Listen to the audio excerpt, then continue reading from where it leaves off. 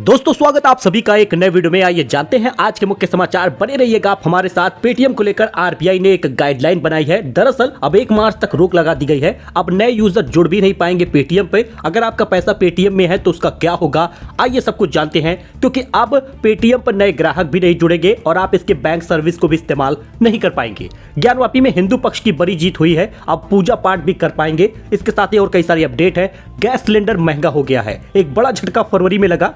साथ ही gold silver के price के बारे में जानेंगे। इसके साथ ही ज्ञानवापी को लेकर एक और बड़ा फैसला हुआ है। पश्चिम बंगाल को लेकर भी एक नई जानकारी है। किसान धारकों को बड़ा अपडेट मिल गया है, बड़ा फायदा मिल गया है। जानेंगे हर एक जानकारी। बने रहिएगा आप हमारे साथ। चलिए शुरू करते हैं। वहीं महिला कर्मचारियों को सरकार ने दी है बड़ी खुशखबरी। अब बेटे बेटियों को मिलेगा जबरदस्त फायदा। केंद्र सरकार ने महिला कर्मचारियों के लिए पेंशन नियमों में बड़ा बदलाव किया है। नए नियमों में महिलाओं के अधिकारों में इजाफा हुआ है। बेटा या बेटी किसी को भी फैमिली पेंशन में हकदार बनाया जा सकेगा। सरकार के इस लैंडमार्क निर्णय का असर सामाजिक ताने बाने पर होगा। इसके सामाजिक एवं आर्थिक असर दिखाई देंगे। फिलहाल महिला कर्मचारी अपने पति को ही नहीं नॉमिनी कर सकती, बल्कि बेटे और बेटियों को भी अब नॉमिनी कर सकती है। दरअसल परिवार में पति और पत्नी के भी कभी कभी विवाद हो जाते हैं, जिस वजह से पत्नी को फिर भी पति को ही नॉमिनी करना पड़ता था। लेकिन अब ऐसा नहीं होगा। बेटे या बेटियों को भी चुना जा सकता है और पेंशन के लिए नॉमिनी दिया जा सकता है। अच्छा, वहीं पर ज्ञानवापी के वजू खाने का एक साइंटिफिक सर्वे की याचिका मंजूर कर ली गई है। मुस्लिम पक्ष को हाई कोर्ट की नोटिस भी मिली है। ज्ञानवापी के वजू खाने का भी साइंटिफिक सर्वे याचिका हाई कोर्ट में मंजूर हो गई है। एक बड़ी खुशखबरी है। हाई कोर्ट ने सुनवाई के लिए मुस्लिम पक्ष को नोटिस भी जारी किया है। याचिका में जिला जज के आदेश की चुनौती दी गई है। इसका मतलब जल्द ही वजू खाने के साइंटिफिक सर्वे होगा, उसमें भी कुछ न कुछ निकलेगा ही। और साथ ही मुस्लिम पक्ष को हाई कोर्ट की नोटिस भी मिली है। वही अयोध्या राम मंदिर को लेकर एक बड़ा अपडेट आ गया है। जनवरी 2025 में श्रद्धालु पा सकेंगे कुबेरेश्वर महादेव का दर्शन। अयोध्या राम मंदिर में निर्माण कार्य फिर से शुरू हुआ है। कार्य तेजी से चल रहा है। कुबेरेश्वर महादेव का दर्शन जनवरी 2025 में श्रद्धालु पा सकेंगे। वहीं मुस्लिमों के लिए हुई थी अलीगढ़ मुस्लिम यूनिवर्सिटी की स्थापना। इसे नजरअंदाज नहीं कर सकते, बीच सुनवाई में बोले हैं सीजेआई। जी हां, अलीगढ़ मुस्लिम यूनिवर्सिटी केस को लेकर एक बड़ा अपडेट आ गया है। सीजेआई की अध्यक्षता में 7 जजों की संविधान पीठ इस मामले की कानूनी जांच कर रही है कि संविधान के अनुच्छेद 30 के तहत क्या अलीगढ़ मुस्लिम यूनिवर्सिटी अल्पसंख्यक संस्थान के दर्जे का दावा कर सकता है। ऐसे में सीजेआई ने सुनवाई के बीच में ही बोला कि इसे नजरअंदाज नहीं किया जा सकता। तो यूपी पॉलिटेक्निक एग्जाम को लेकर एक बड़ा अपडेट है। 90 से ज्यादा नंबर आते हैं तो बोर्ड जाएगी कॉपी। जी हां, प्राविधिक शिक्षा परिषद ने पॉलिटेक्निक संस्थानों के आंतरिक मूल्यांकन पर अंकुश लगा दिया है। बोर्ड ने प्रदेश के राजकीय, अनुदानित और निजी पॉलिटेक्निक के लिए निर्देश जारी किया है कि अब कोई भी संस्थान आंतरिक मूल्यांकन के नाम पर मनमानी नहीं कर पाएगा। यदि कोई संस्थान किसी छात्र को आंतरिक मूल्यांकन में 90% या उससे अधिक अंक देता है तो संस्थान उस छात्र मासिक परीक्षा की उत्तर पुस्तिका भी बोर्ड को भेजनी होगी। 5 फरवरी तक बारिश का अलर्ट है। जी हां, 5 फरवरी तक होगी मूसलाधार बारिश। मौसम विभाग के वैज्ञानिकों ने जारी किया है अलर्ट। पिछले 1 महीने से कड़कड़ाती ठंड और घने कोहरे के बाद अब उत्तर प्रदेश के कई जिलों में लोगों को बारिश का सामना करना पड़ेगा, जिसे लेकर मौसम विभाग ने अलर्ट जारी किया है। मौसम विभाग के ताजा फोरकास्ट अपडेट के अनुसार प्रयागराज जिले में 1 फरवरी से ही बादल छाए रहेंगे। फिलहाल 5 फरवरी को तेज बारिश का अलर्ट है, जिसमें मौसम के जानकारों का बताना है कि इसमें कौशाम्बी, प्रतापगढ़, फतेहपुर, वाराणसी, मिर्जापुर, अगल बगल के कई जिले इसमें शामिल हैं, जिसके कारण इन जिलों में भी बरसात होगी। माना जा रहा है कि बारिश के बाद गलन एक बार फिर से बढ़ जाएगी। आगे कुछ दिनों तक ठंड परेशान कर सकती है। वही अचानक गर्म हुए मौसम में भारी बारिश का संकेत मिल रहा है। तो अगर आप भी पेटीएम चलाते हैं तो सावधान हो जाइए, क्योंकि यूजर हो जाए अलर्ट। आरबीआई ने 1 मार्च से रोक लगा दी है। ये दोस्तों 29 फरवरी के बाद नहीं दे पाएगा बैंकिंग सर्विस। पुराने ग्राहकों का क्या होगा, ये फटाफट से जान लेते हैं। ऑनलाइन पेमेंट सर्विसेज मुहैया कराने वाली दिग्गज कंपनी पेटीएम को भारतीय रिजर्व बैंक यानी आरबीआई की ओर से तगड़ा झटका लगा है। दरअसल बुधवार को डिजिटल पेमेंट और फाइनेंशियल सर्विस देने वाली कंपनी पेटीएम की बैंकिंग शाखा पेटीएम पेमेंट बैंक पर नया कस्टमर जोड़ने पर पाबंदी लगा दी गई है। यानी कि पीपीबीएल के साथ कोई नया ग्राहक नहीं जुड़ सकेगा। और reserve bank of India RBI ने बुधवार को यह आदेश जारी कर दिया है। इसके साथ ही डिपॉजिट और टॉपअप नहीं हो सकेंगे स्वीकार। यह भी एक बड़ा अलर्ट है। यानी कि आपको बता दें 29 फरवरी 2024 के बाद किसी भी ग्राहक खाते, वॉलेट और फास्टैग में डिपॉजिट, टॉपअप स्वीकार नहीं किया जाएगा।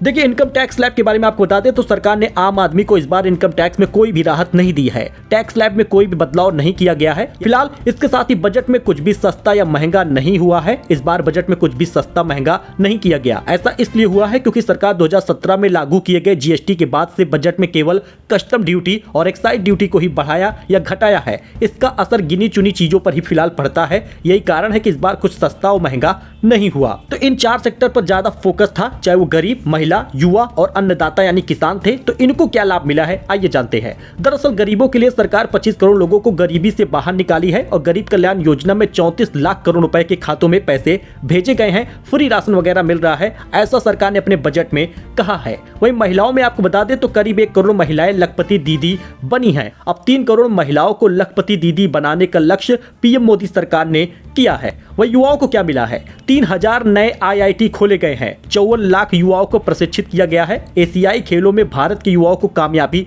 मिली है, ऐसा वित्त मंत्री निर्मला सीतारमण ने अपने बजट में कहा है। किसानों को आर्थिक मदद मिली है, लगभग 11 करोड़ ऐसे किसान हैं जिनको ये लाभ मिला है। जी हां, टैक्स स्लैब में कोई बदलाव नहीं हुआ, डायरेक्ट या इनडायरेक्ट टैक्स स्लैब में कोई भी बदलाव नहीं किया गया। रक्षा खर्च में लगभग 11.1% की बढ़ोतरी हुई है, अब यह GDP का 3.4% होगा। आशा बहनों को अब आयुष्मान योजना का लाभ मिलेगा, यानी अगर आप एक महिला हैं, आंगनवाड़ी में काम करती हैं, तो उन सभी बहनों को सरकार आयुष्मान योजना के 5 लाख का फ्री इलाज देगी। साथ ही तिलहन के अनुसंधान को बढ़ाया जाएगा। हर महीने 300 यूनिट फ्री बिजली भी अब सरकार देने वाली है। वह इंफ्रास्ट्रक्चर को मजबूत बनाने की बात भी कही गई। नए दौर की टेक्नोलॉजी और डेटा लोगों के जीवन और व्यापार में बदलाव ला रहा है। रक्षा क्षेत्र में आत्मनिर्भरता के लिए नई योजना लाई गई है। इंफ्रास्ट्रक्चर में विकास के लिए सरकार ने 11.1% का खर्च प्रावधान किया है। दरअसल बजट में महिलाओं और बच्चों पर ज्यादा ध्यान दिया गया और मध्यम वर्ग वालों के लिए आवास योजना का लाभ सरकार दे रही है। आपको बता दें, निर्मला सीतारमण ने कहा, हमारी सरकार सर्वाइकल कैंसर के वैक्सीनेशन पर ध्यान देगी। मातृ और शिशु देखरेख की योजनाओं में व्यापक कार्यक्रम के अंतर्गत ये लाया गया है।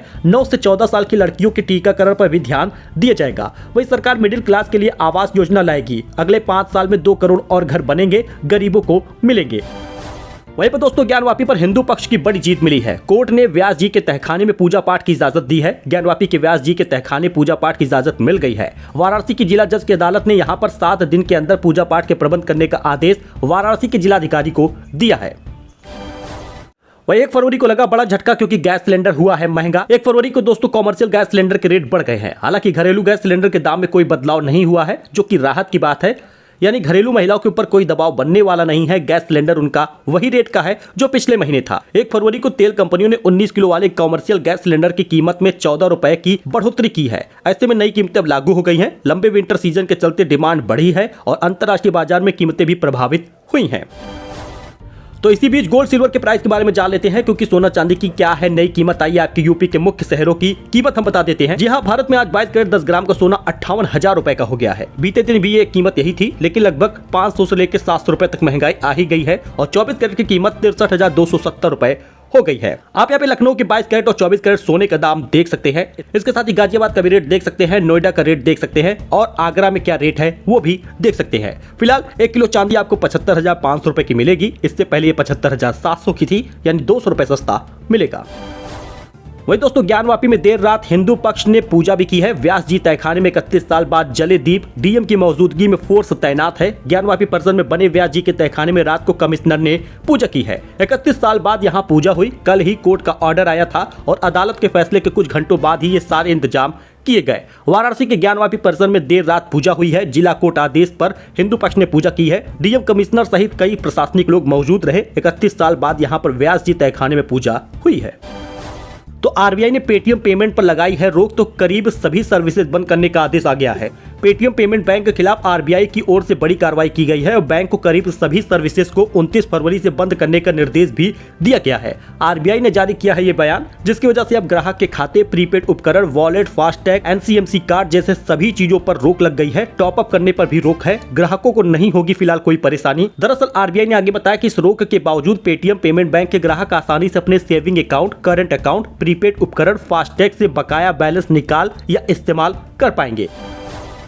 तो पश्चिम बंगाल में नहीं शेयर करूंगी एक भी सीट, कांग्रेस और माकपा गठबंधन पर बरसी हैं ममता बनर्जी। जी हां दोस्तों, बनर्जी ने कहा कि कांग्रेस के पास एक भी विधायक नहीं है। मैंने उन्हें 2 लोकसभा सीट की पेशकश की, लेकिन वे अधिक चाहते हैं, इसलिए मैंने उनसे कहा कि मैं उनके साथ एक भी सीट साझा नहीं करूंगी।